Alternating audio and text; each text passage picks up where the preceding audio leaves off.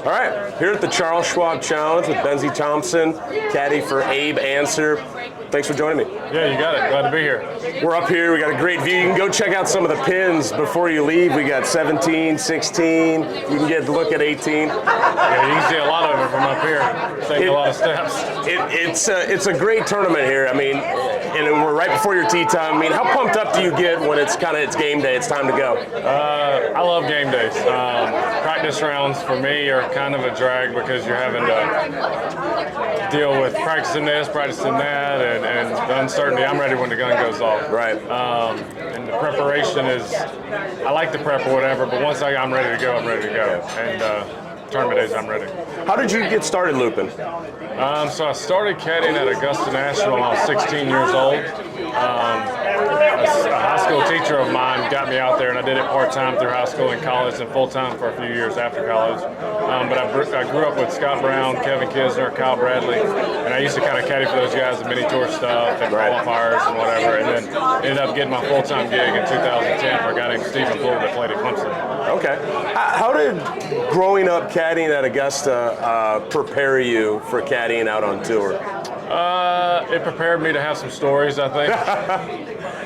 Club caddying is totally different than tour caddying, but it gave me a good sense of how to interact with certain guys and learn how to be sociable and learn how different players are different and how you need to be to help them. Right.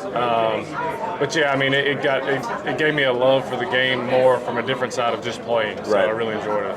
What's that like for you when you get to go caddy in the Masters then? Oh yeah, I'm definitely biased. It's got to be my favorite tournament of the year. I mean, I know it's a major and everything, but getting to go back into Caddy House where I was when I was a kid and going around and seeing some of the old guys that used to be there, it's definitely fun. And I've always said I've probably walked that golf course 3,000 times, but every time I do a loop around it, it's still, I'm in it all, and I love being there. Right. What's one of your best loops that you had when somebody was rolling through town when you were club caddying out at the National? Mr. Michael Thompson, whose family started Shoal Creek or run Shoal Creek, I caddied for him 2 rounds in a row, different trips.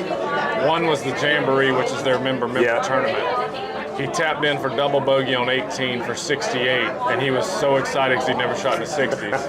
And never seen anybody that happy over a double bogey. But then his next trip there, he asked me to caddy for him again, and he never had a hole-in-one. And we go over on the par 3 course, he made a hole-in-one on the second hole. So he said, Benji, that's it. I've got all the good out of you I can get. You're done with me.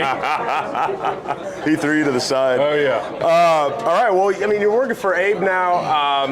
You got your Flecha Azul hat on. Oh, yeah. I was looking last night. He was serving some ranch waters up and some tequila. That's been kind of fun. Yeah, it's interesting to see these guys who are so focused on golf and golf is their life and obviously their breadwinning deal, but to see him enjoy and have another passion for something else other than just golf. Right. And he really does. He's busy with it, but he enjoys it and he loves it. And it's kind of fun to see some of these functions and get some T-shirts and hats and people yelling out in the crowd, hey, you got some tequila in that bag and stuff. So it's kind of fun. It's enjoying it, and I like watching him run it.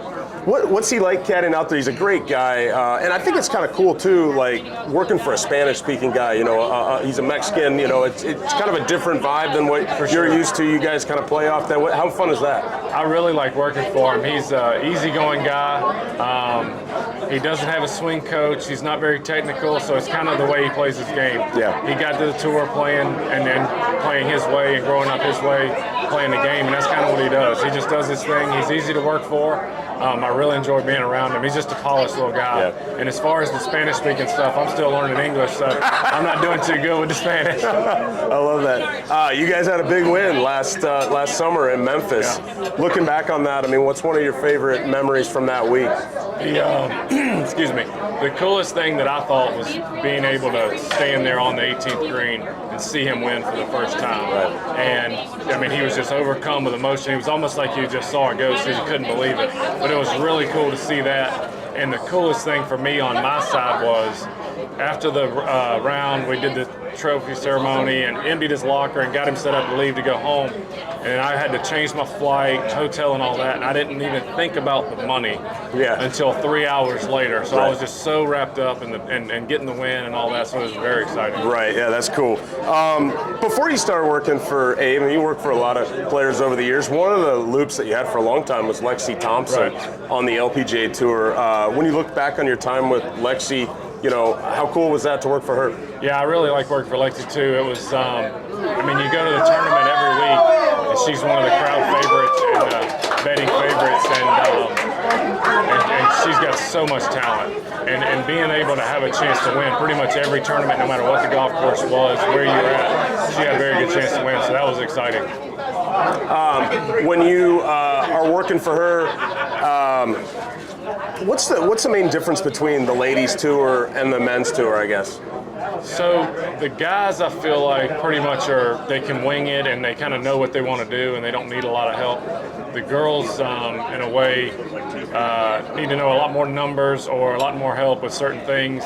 And not that there's talent in it is any different at all. They just feel like they need a little more guidance or reassurance on a shot or preparation. Yeah. And what do you think about this golf course? I mean, what's the plan this week going out there with Abe? I think this week's the same as every week with him. Just hit it in the fairway and try to hit the greens, because out here you can get some spots with being blocked out by some trees or getting some rough that you can get some dicey lies and stuff. So just kind of do his thing and let the other guys just bomb it, and then we'll just keep trying to hit the fairways and do his game and get to the green to where he can get the flat stick rolling. Well, you got a great day to get after it. Thanks for taking a little time before you're around. Appreciate it. Thanks for having me. Appreciate it.